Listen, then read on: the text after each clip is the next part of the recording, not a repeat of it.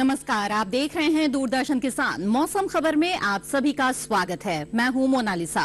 मौसम खबर में जानेंगे दक्षिण पश्चिम मानसून के ताजा अपडेट के बारे में। इसके साथ ही जानेंगे आने वाले दिनों में कहां होगी बारिश, कहां रहेगा मौसम साफ, और साथ ही बताएंगे आपको पर्यटक स्थलों के मौसम का हाल। आइए लेकिन शुरुआत करते हैं बड़ी खबरों के साथ। देखते हैं कि मौसम से जुड़ी हुई 5 बड़ी खबरें इस वक्त क्या कुछ हैं। सबसे पहले रुक करते हैं कोंकण गोवा का। यहां गरज चमक के साथ भारी बारिश के आसार बनते हुए नजर आ रहे हैं। इसके अलावा गुजरात की बात करें तो यहां भी भारी बरसात का अनुमान जताया गया है। वहीं अगर रुक करें छत्तीसगढ़ का तो आपको बता दें कि अगले कुछ दिन यहां पर तेज बरसात के आसार बनते हुए नजर आ रहे हैं। वहीं उड़ीसा की अगर बात करें तो यहां अगले कुछ दिन भारी बारिश की संभावना बनती हुई दिख रही है। इसके साथ ही हरियाणा की बात कर लेते हैं। यहां पर आने वाले दिनों में जमकर बरसात होने की संभावना जताई जा रही है।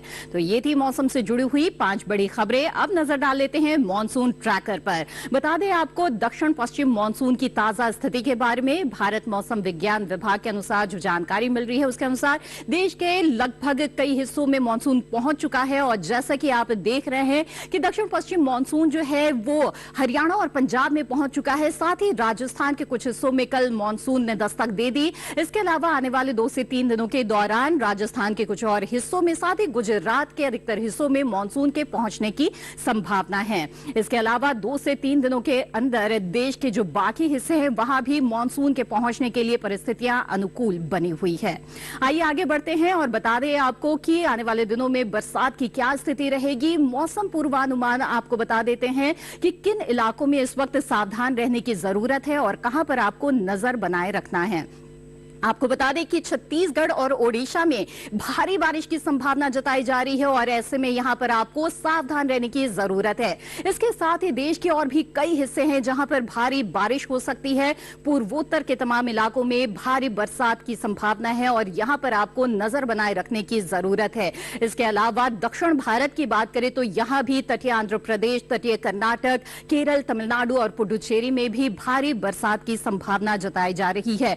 पूर्वी उत्तर प्रदेश, छत्तीसगढ़ में भी भारी बारिश हो सकती है। यहां पर भी आप नजर बनाकर रखें। इसके अलावा जैसे कि आप देख रहे हैं पश्चिमी पूर्वी इलाके जो हैं राजस्थान के, यहां पर भी भारी बारिश हो सकती है। आपको बता दें कि देश के कई हिस्से हैं जहां पर भारी बारिश हो सकती है। और उत्तर भारत की अगर बात करें तो आने वाले दिनों में आपको बता दें उत्तराखंड में अधिकतर जगह बरसात की संभावना है और यहां पर जो हिमाचल प्रदेश है यहां भी अनेक जगहों पर बरसात हो सकती है। इसके अलावा पूर्वी उत्तर प्रदेश, पंजाब, दिल्ली, हरियाणा में भी अनेक जगह बरसात की संभावना है। पश्चिमी उत्तर प्रदेश और जम्मू कश्मीर, लद्दाख में भी कहीं कहीं बारिश हो सकती है। तो उत्तर भारत के जो इलाके हैं यहां पर अधिकतर जगहों पर बरसात के आसार बनते हुए दिख रहे हैं। वहीं अगर बात करें पूर्वी भारत और पूर्वोत्तर भारत की तो आपको बता दें उप हिमालय, पश्चिम बंगाल, सिक्किम, नागालैंड, मणिपुर, मिजोरम, त्रिपुरा, इसके साथ ही गांगे, पश्चिम बंगाल और ओडिशा में अधिकतर जगह बरसात हो सकती है। अरुणाचल प्रदेश, असम, मेघालय और बिहार, झारखंड में भी कई जगह बारिश की संभावना है। इसके साथ ही अंडमान निकोबार द्वीप समूह और लक्षद्वीप में अधिकतर जगह बरसात हो सकती है। लेकिन इसके साथ ही तेलंगाना, तटीय आंध्र प्रदेश, उत्तरी आंतरिक कर्नाटक की बात करें तो यहां भी कई जगह बारिश की संभावना है। रायलसीमा, तमिलनाडु, पुडुचेरी में भी बरसात हो सकती है। केरल में भी और तटीय कर्नाटक में भी अधिकतर जगह बरसात के आसार हैं। इसके साथ ही छत्तीसगढ़ और कोंकण गोवा में भी अधिकतर जगह बारिश हो सकती है। इसके अलावा आपको बता दें मध्य प्रदेश और विदर्भ में भी कई जगह बारिश हो सकती है। गुजरात, सौराष्ट्र, कच्छ में भी अनेक जगह बरसात के आसार है। राजस्थान और मध्य महाराष्ट्र और मराठवाड़ा में भी कई जगह बारिश की संभावना इस वक्त नजर आ रही है। आगे बढ़ते हैं। बता दें पिछले 24 घंटों के दौरान देश में कैसा रहा मौसम का मिजाज। जैसे कि आप देख रहे हैं जो जम्मू कश्मीर और लद्दाख का इलाका है यहां पर पिछले 24 घंटों के दौरान बारिश हुई है। इसके साथ ही कुछ जगहों पर तेज हवाओं का असर भी नजर आया है।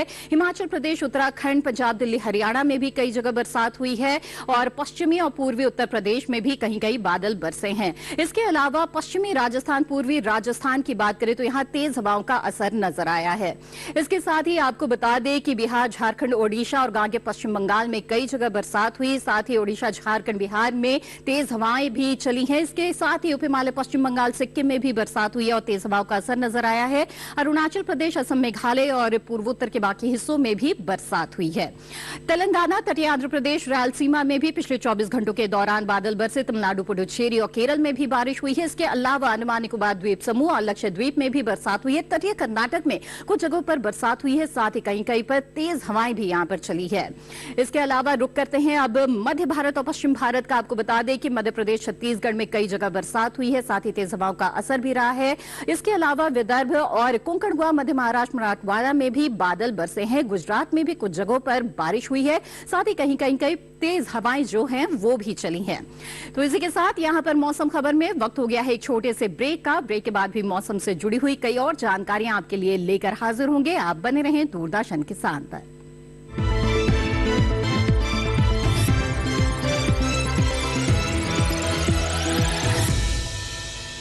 हमने फसल बीमा योजना को अधिक प्रभावी बनाया।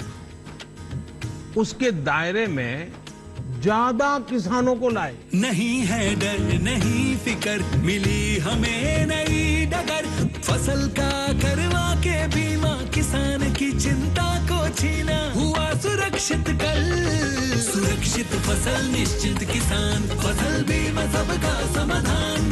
आज ही प्रधानमंत्री फसल बीमा योजना से जुड़ें और फसल नुकसान से होने वाली आर्थिक हानि से निश्चिंत हो जाएं, ताकि प्राकृतिक और स्थानीय आपदा पर भी फसल नुकसान होने पर आप उसकी सही कीमत पाएं। प्रधानमंत्री फसल बीमा से जुड़ने के लिए आज ही नजदीकी कृषि कार्यालय, सहकारी समिति, बैंक शाखा, अधिकृत बीमा कंपनी या जन सेवा केंद्र में जाएं, क्योंकि सुरक्षित फसल निश्चिंत किसान। फसल बीमा सबका समाधान। कृषि एवं किसान कल्याण मंत्रालय, भारत सरकार।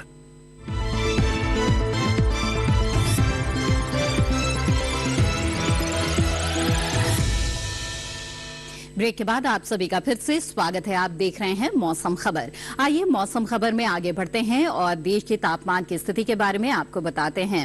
इस वक्त अधिकतम और जो न्यूनतम तापमान है उसकी क्या स्थिति है, किस तरह के बदलाव देखे जा रहे हैं, आपको बता दें। तो पहले जान लेते हैं कि अधिकतम तापमान का क्या हाल रहा।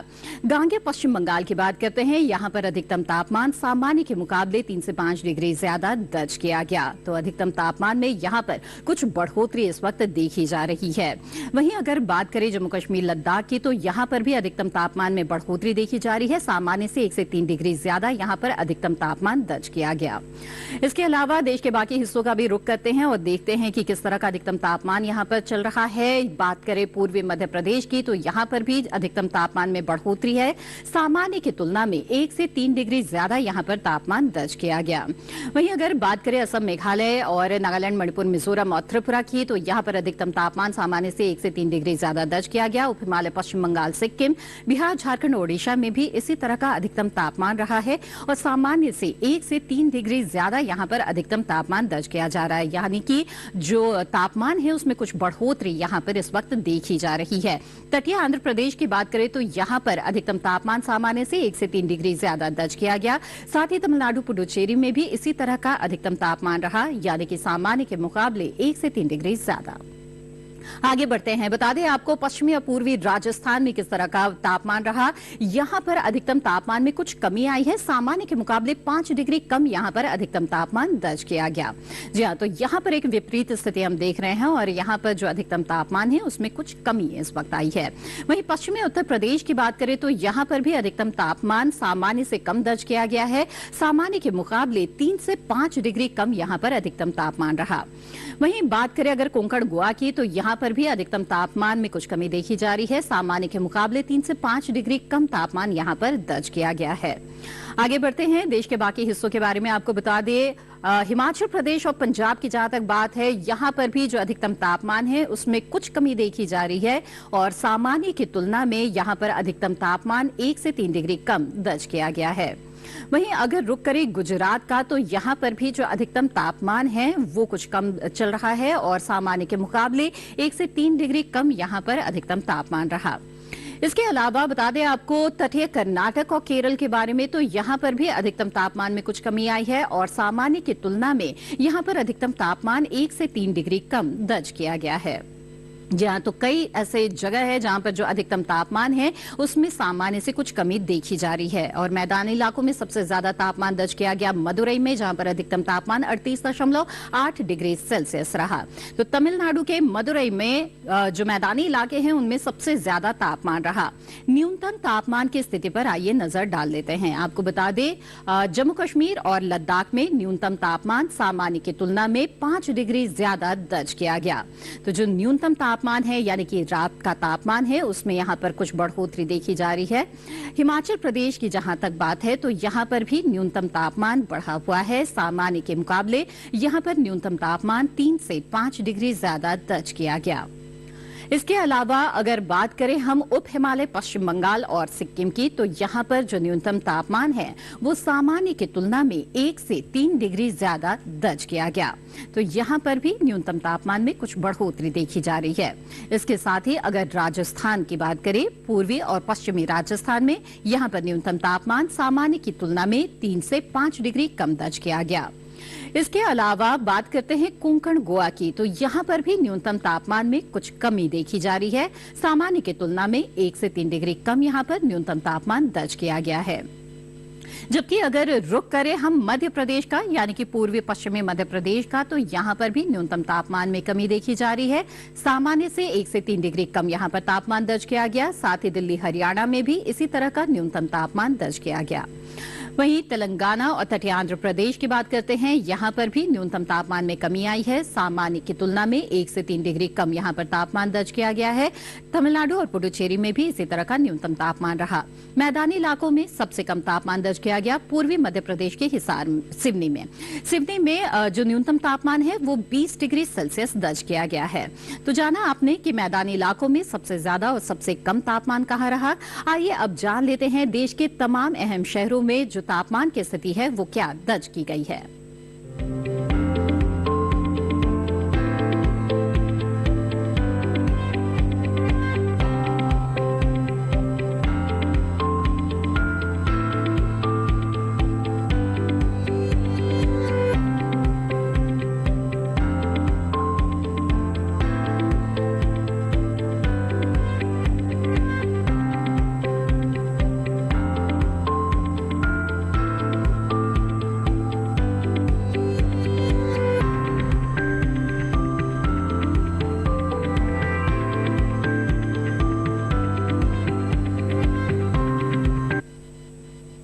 मौसम खबर में वक्त है एक और छोटे से ब्रेक का। ब्रेक के बाद जानेंगे पर्यटक स्थलों के मौसम का हाल। आप बने रहें दूरदर्शन किसान पर।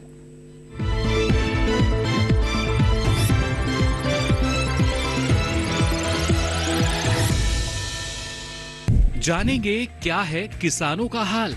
हम पहुंचेंगे आपके गांव। मिलेगा सरकारी योजनाओं का ज्ञान।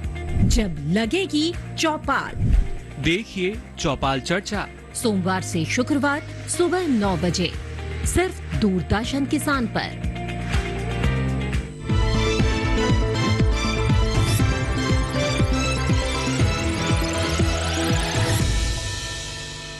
ब्रेक के बाद आप सभी का फिर से स्वागत है। आप देख रहे हैं मौसम खबर।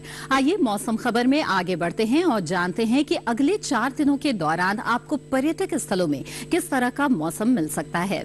सबसे पहले रुख करते हैं उत्तराखंड के चमोली का। तो आपको बता दें कि यहाँ पर रविवार सोमवार को बादल छा सकते हैं। 25 से 19 के बीच तापमान की स्थिति रहेगी रविवार को, तो सोमवार को 26 से 20 के बीच इसी तरह का तापमान मंगलवार को भी रहेगा, लेकिन बादल छा सकते हैं।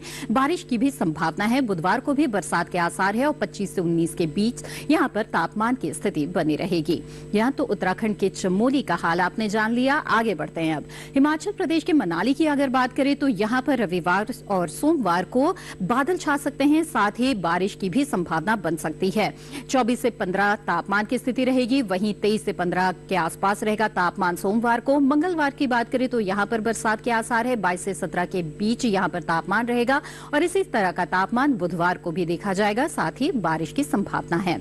जम्मू कश्मीर के गुलमर्ग का अगर रुख करें तो यहाँ पर रविवार को कुछ बादल छा सकते हैं, साथ ही 24 से 14 के बीच यहाँ पर तापमान की स्थिति रहेगी। सोमवार की बात करें तो यहाँ पर बादल बरस सकते हैं और 22 से 14 के बीच तापमान रहेगा। मंगलवार को भी बादल छाए रहेंगे, साथ ही गरज चमक के साथ बरसात के भी आसार हैं। 21 से 13 के आसपास यहाँ पर तापमान की स्थिति रहेगी। आगे बढ़ते हैं और आपको बता दें उत्तर प्रदेश के प्रयागराज का किस तरह का मौसम रहेगा। तो यहाँ पर आने वाले 4 दिनों के दौरान लगातार बरसात के आसार बने हुए हैं। तापमान की स्थिति की बात करें तो रविवार को 36 से 27, सोमवार को 36 से 26 के आसपास तापमान रहेगा। मंगलवार को तापमान में बढ़ोतरी आएगी 37 से 23 और बुधवार को तापमान में काफी गिरावट हम देख रहे हैं और 32 से 24 के बीच यहाँ पर तापमान रहेगा। पंजाब के आनंदपुर साहिब की बात करें तो यहाँ पर भी आने वाले 3 दिनों के दौरान बारिश की संभावना है।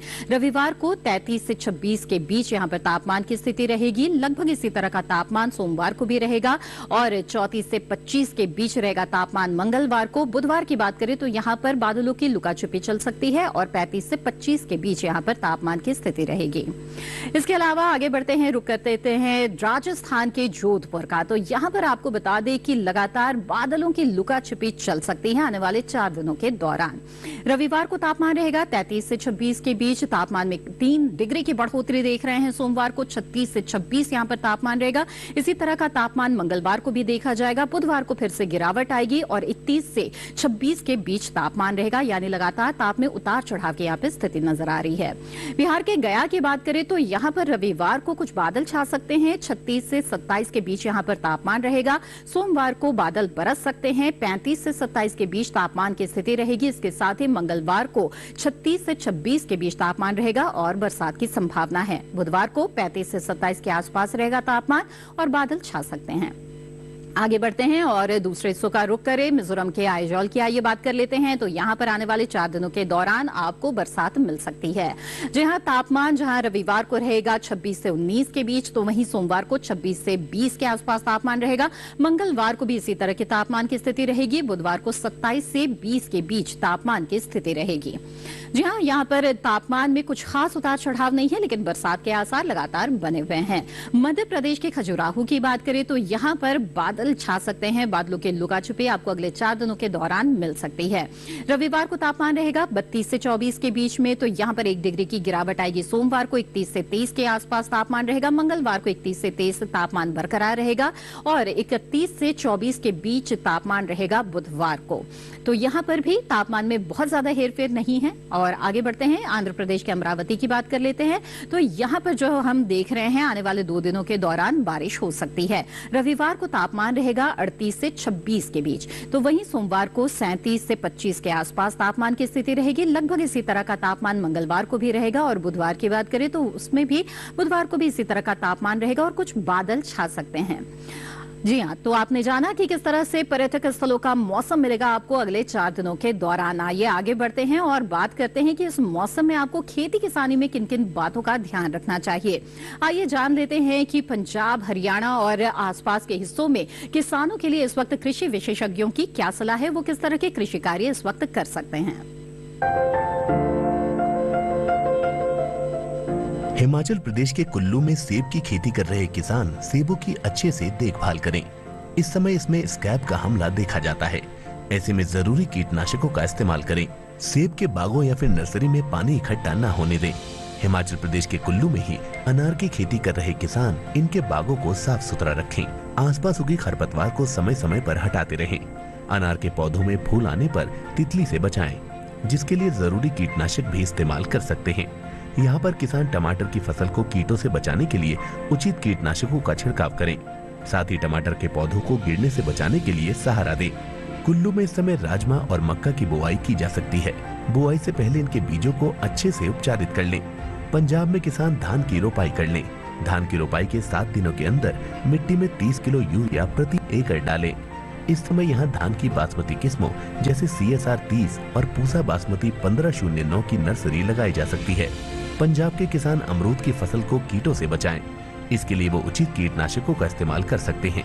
इस समय बैंगन में तना भेदक कीट देखा जाता है, तो किसान बैंगन की फसल में जरूरी कीटनाशकों का स्प्रे कर लें।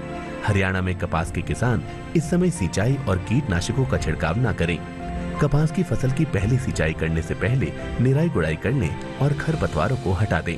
इस मौसम में कपास की फसल को दीमक और थ्रिप्स से बचाएं। जरूरी हो तो कीटनाशकों का इस्तेमाल करें। इस समय हरियाणा में किसान मूंग की कटाई न करें। हरियाणा में इस समय धान की रोपाई कर लें और सिंचाई को रोक दें। हरियाणा में इस समय मिर्च की नर्सरी लगाई जा सकती है। आइए मौसम खबर में आगे बढ़ते हैं और बात करते हैं आज की फसल की। आज की फसल है फूल गोभी, जिसकी बुआई का ये बिल्कुल उपयुक्त समय चल रहा है। अच्छी पैदावार हासिल करने के लिए फसल प्रबंधन से जुड़ी तमाम बातों का ख्याल रखना बेहद जरूरी है। आइए जानते हैं कैसे करें फूल गोभी की खेती। किसान इस समय खेतों में फूल गोभी की बुआई कर सकते हैं। फूल गोभी की पूसा मेघना और पूसा कार्तिक संकर किस्मों की बुआई इस समय की जा सकती है। पूसा मेघना दिल्ली और हरियाणा के लिए काफी अच्छी रहती है। इस किस्म की 1 हेक्टेयर में 125 क्विंटल तक फसल ली जा सकती है।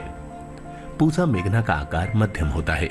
इसमें हरे डंठल होते हैं और पूरे किनारे वाली पत्तियां होती हैं। इसके फूल का रंग सफेद होता है। वहीं पूसा कार्तिक संकर की बुआई पंजाब, उत्तर प्रदेश, बिहार, झारखंड, पश्चिम बंगाल और असम में की जा सकती है। इस किस्म की 1 हेक्टेयर में 149 क्विंटल तक की पैदावार ली जा सकती है। इसका आकार मध्यम, फूल सफेद और वजन 475 ग्राम तक होता है। बुआई से पहले खेत को अच्छी तरह जोतकर समतल जरूर कर लें। बुआई करते समय पौध से पौध की दूरी 45 सेंटीमीटर और कतार से कतार की दूरी 30 सेंटीमीटर रखें। 1 हेक्टेयर के लिए 400 से 500 ग्राम बीज काफी रहेंगे।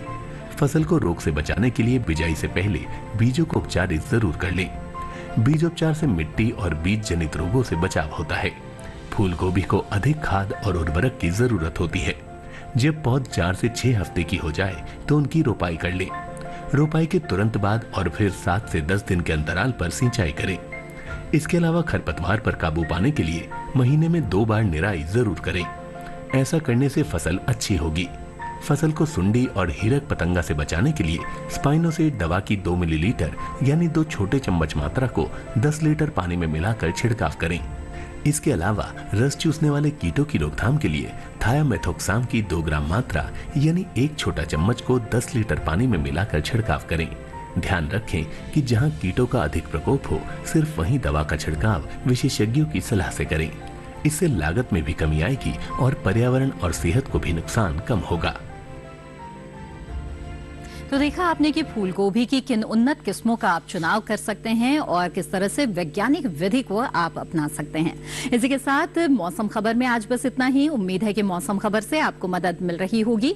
मौसम खबर को आप दूरदर्शन किसान के YouTube चैनल पर भी देख सकते हैं। इसके लिए टीवी स्क्रीन पर दिखाए जा रहे इस QR कोड को स्कैन कर लें। मौसम का ताजा हाल और कृषि सलाह के साथ फिर होंगे हाजिर। तब तक के लिए दीजिए इजाजत। आप बने रहें दूरदर्शन किसान पर। नमस्कार।